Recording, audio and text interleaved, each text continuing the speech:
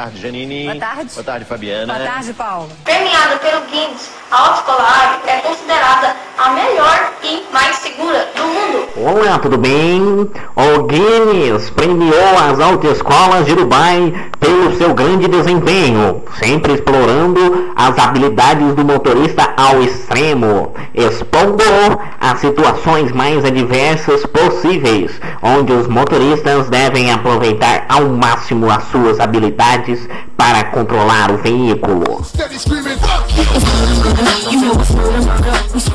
Note que nesse país as balizas são feitas com os carros em alta velocidade. Veja também o grande número de fiscais que estão atentos aos mínimos detalhes. As provas são feitas sempre sob a supervisão de vários especialistas. Outra grande característica dessas escolas: o grande contingente de pessoas. Veja agora o motorista sendo avaliado guiando dentre o trânsito.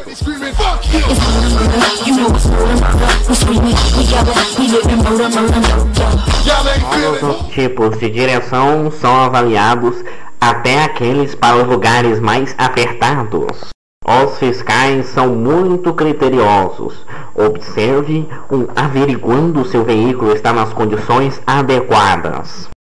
Em uma câmera interna, podemos notar que o motorista fica um pouco tenso diante de tantas exigências dos fiscais. Os fiscais estão em todos os locais, até junto ao exterior do veículo, para não perder nenhum dos detalhes.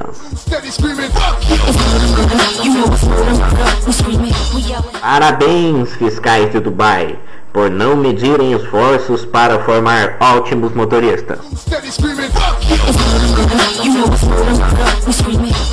Até mais.